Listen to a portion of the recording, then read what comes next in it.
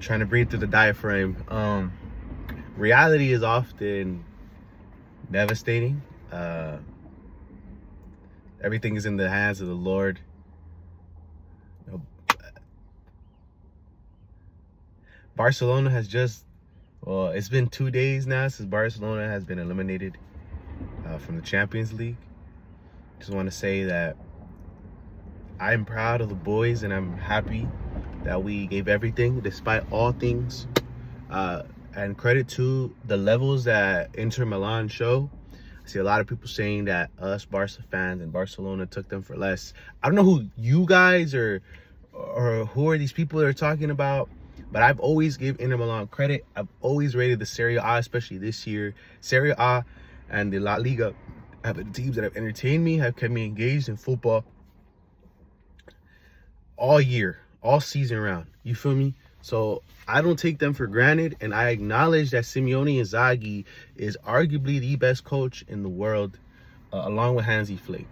And I would probably say that right now, in terms of just game for game, you know what I mean? In a knockout sense, probably Inzaghi is better. So it would probably be Inzaghi and Flick and Luis Enrique tied, you know what I mean? As 2A and 2B. Depends on how it goes on May 31st. We'll see, you know? But I just want to say congratulations to all the Milanos out there, you feel me? And it was a devastating loss, man. My eyes are not like this from crying. My eyes are like this because I woke up early. I didn't get a lot of sleep, but still. In life, some stuff happens, and it's important for a man to understand and apply something called outcome independence, and as a Christian, something called Jesus dependence. I'm dependent on Jesus Christ Jesus, who feeds me, clothes me, and all the above.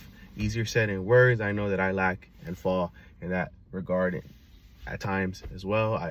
Please pray for me. But as a man, to do things, and whatever the outcome is, live with it, move on, and just look forward in this. We can't take back the past, as I was saying. And I remember recording a video saying, I don't know what's going to happen. I wanted my team to win everything, but I don't know what's going to happen. And the season hasn't ended yet. And we can have a domestic trouble this year. Unfortunately, we can't win anything continental until next year. And that's what sucks, right?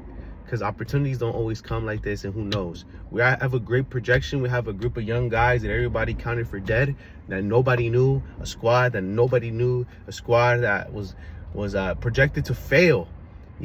Nobody thought we were going to be leaders of La Liga. Nobody thought we were going to play like this. Strike fear into teams in Europe. Have the best team in Europe, the best defensive team, arguably the best team in Europe, receive 6 goals from us, and them having to score 7. You know what I mean? That's just levels. And yesterday, Paris and Arsenal played. And to be honest, they shouldn't even been on the pitch. After the display we showed on Wednesday, no way they were ever going to compete with Tuesday with the excellence that we brought forth, And it was just a boring fixture. And I do believe in the bottom of my heart, and I know that Dembele didn't start yesterday. And I know that once he got in the game, he got an assist, fine. Their circulation felt better. But I know, and Luis Enrique echoed this sentiment, if we would have made the Champions League final, if we would have faced Arsenal or PSG, we would have won. Decisively so against Arsenal. And I believe we would have been superior than PSG. It would have been back and forth, but we have the firepower. We have the offensive power. Credit to Inter Milan on a tactical level. I was watching some videos and just seeing the game, how they press, how they attack from their defense, how they suffocate you in the middle, and they made Pedri have a hard time. I know a lot of people say Pedri had a good game, and he had a great game. He tried his best, but I think De Jong, it was very vital and very crucial. We kept putting in Gavi, we put in Firmino, we put in Dani Olmo, we put in Pedri, we put in Frankie, and they were able to handle them, contain them, and to just keep going forward, and they have prowess. They have heart, they have grit, and they have experience. So I believe that if PSG wants to win, though I think that their midfield is just a slight step, like a step, not even like a full tier. It's just a step or two below our midfield. I believe that they could still get the job done. And I don't believe that they're amateurs in no regard, and they play with nothing less to lose. If we're a glass of wine, they're just a glass of some nice Henny, some very delicious, exquisite Henny. You know what I mean?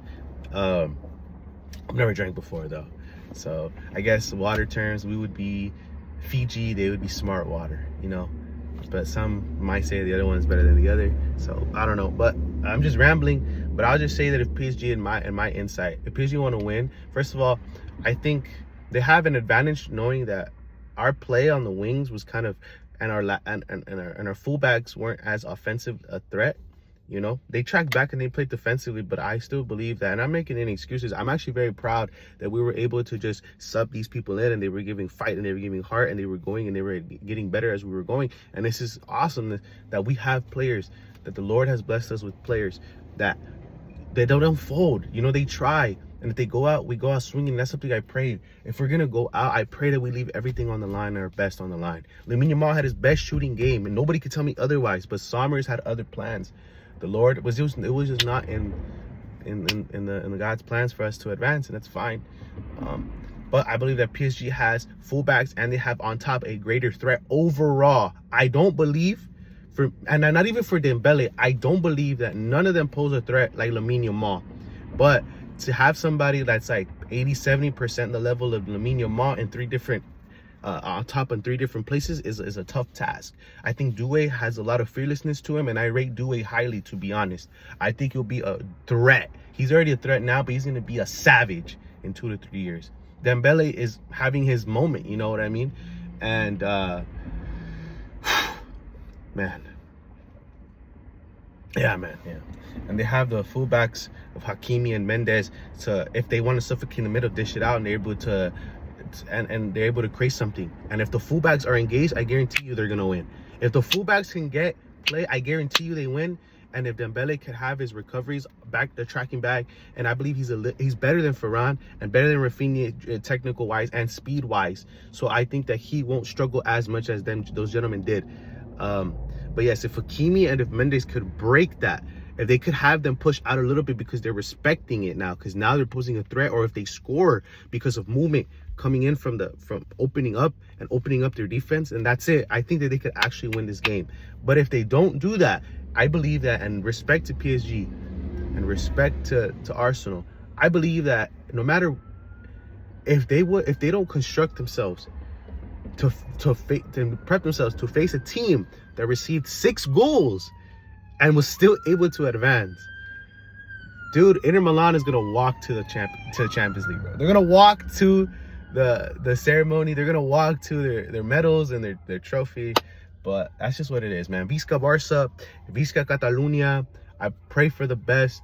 I'm happy for the boys.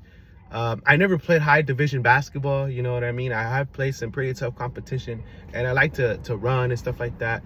And I try. But I remember in my freshman year of high school, my high school team, our team went 0-20 the freshman year, and then the second year we went to the semifinals of the playoffs of the city section, and then our junior year we went to the final. Now we lost the final, but I pray that in this case we have a group of young guys who came off a trophyless season last year and are showing levels and are playing up, you know, and they're just gonna keep moving forward and forward and forward. And I believe that if we stick with Hansi Flick, if we correct the errors, because experience is the best teacher, if we correct our errors, if we just take this summer to, of course, to relax, to get the job done. You know, job is not finished, but once we get the job done, I pray so, and I believe we can do it. I believe that we will beat Real Madrid. And as a Barca fan, I want to destroy Real Madrid. For all that they talk, and I understand that they're rivals, but they have no business telling us what is and what isn't. It is what it is. We went down fighting, and they say that you go down, you go down. You know what? Just because their team went down pitiful, disgusting, abhorrent, doesn't mean that we have to do the same and try to play to their levels. No. But I'll say that because of this, Inter Milan is 10 times better in all aspects of the game than Real Madrid. So if we don't blow them out, I don't know. As long as we win, it's fine. But if we don't blow them out, I just pray that we just, over the summer, we go over our game plan, go over scenarios, what happened, what went right, what went wrong, how could we fix it, prepare for a team like Inter Milan, who was, I know we made a lot of mistakes, but I'll say that they were just superior. They were a hair and a half better than us. It is what it is, you know. Prepare for teams like that. because I know for attack, no team can mess with us. And that's facts. So have a nice day, everybody. Visca Barça. And hope to talk to y'all soon. And that's it. Bye.